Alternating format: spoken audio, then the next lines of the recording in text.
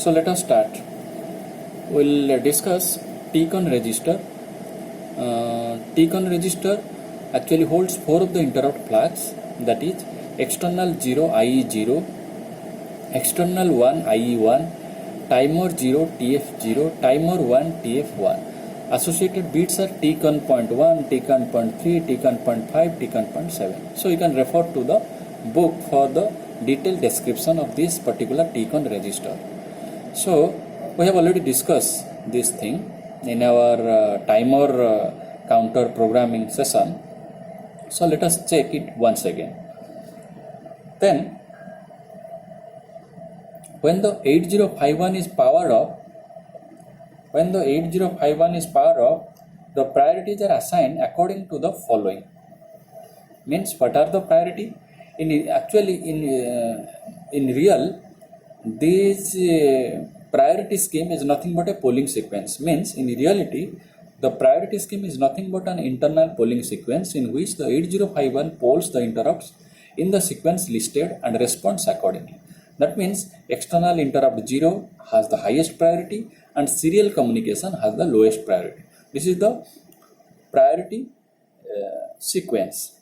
Suppose this is the timer interrupt has means priority number 4, but we want to make as priority number 1. What step we can follow? We can make the interrupt, we can take the help of interrupt priority register. So we'll discuss very soon. Let us take the example. Discuss what happens if interrupt INT0, TF0 and INT1 are activated at the same time. Assume priority level were set by the power of reset and external hardware interrupts are edge triggered. That means if these three interrupts are activated at the same time, they are latched and kept internally. Then 8051 checks all 5 interrupts according to the sequence listed in the table. Listed in the table means this table.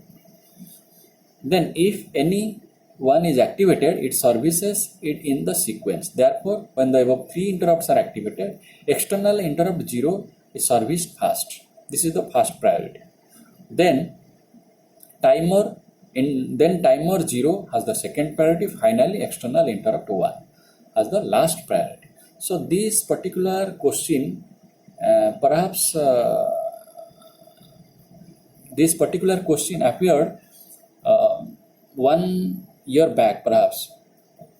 This was a 4-mark question. So same ditto question. Only have to explain if this is the condition, then what will happen.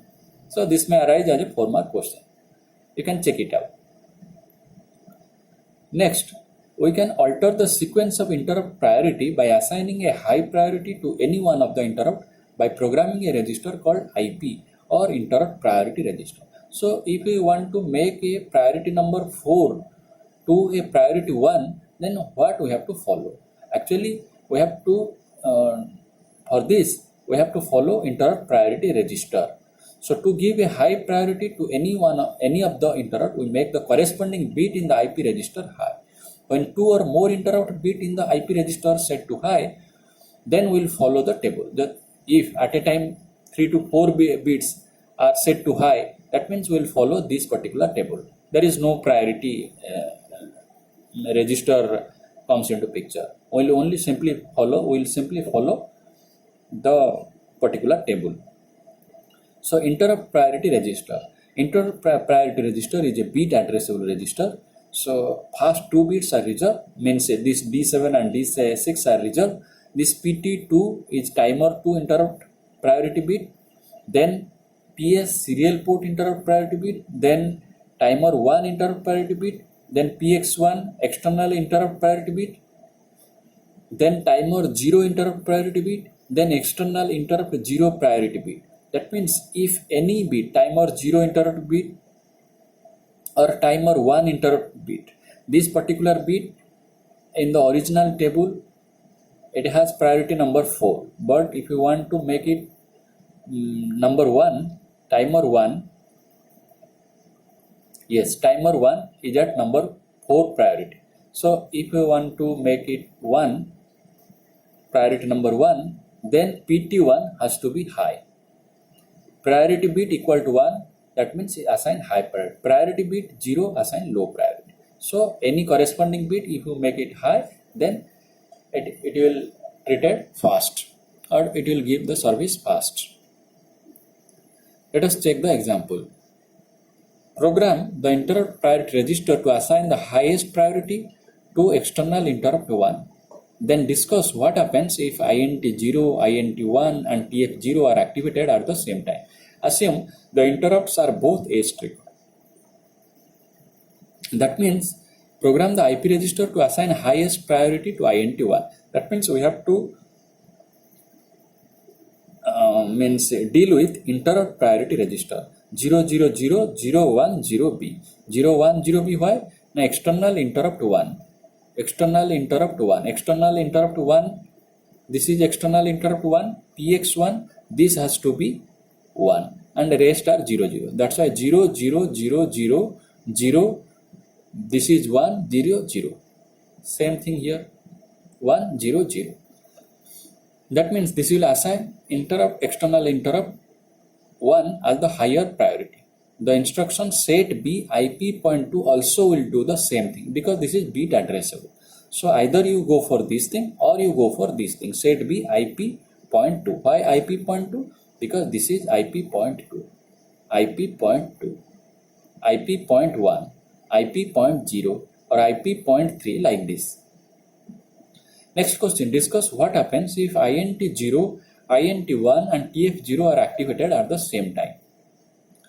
The instruction in step 1 assigned a high priority to INT 1 than the others. Therefore, when INT 0, INT 1 and TF 0 interrupts are activated at the same time, the 8051 services INT 1 first. Then it services INT 0, then TF 0. This is due to the fact that INT 1 has a higher priority than the other two because of the instruction in step 1. We have already set INT 1 as the higher priority than others. That's why it will be treated as the highest priority 1. The instruction in step A makes both INT 0 and TF 0 bits in the IP register 0. As a result, the sequence in table 3 is followed, which gives a high priority to INT 0 over TF 0. INT 0 over TF 0. You can see, you can check it out. Here, INT 0 has highest priority, TF 0 next priority. So INT 0 highest priority, TF 0 next priority. So INT 1, though it has the low priority because of this instruction, it has the highest priority. Next, in the 8051, a low priority interrupt can be interrupted by a high priority interrupt, but not by another low priority interrupt. That means if a interrupt is there, another interrupt comes into picture. This is called as interrupt within interrupt. So if a low priority interrupt is there, another high priority interrupt means activated. That means in that case we can say that immediately microcontroller will give attention to the high priority one. But certain high priority interrupt is going on, some low priority interrupt will be involved. That means microcontroller will not give attention. Rather, microcontroller will finish the particular high priority one, then it will check it out what is the listed means interrupts are there. Accordingly, it will take the task into account. So although all the interrupts are latched and kept internally, no low priority interrupt can get the immediate attention of the CPU until 8051 has finished servicing the high priority interrupts. That thing I have already discussed. So we can say that to test an interrupt service routine by way of simulation with simple instruction, we can do it. What is that? If the I bit for a timer 1 is set, an instruction such as set B TF1 will interrupt the 8051 in whatever it is doing and it will force to jump to the interrupt vector table. Set B TF1. We do not need to wait for timer 1 go rollover to have an interrupt.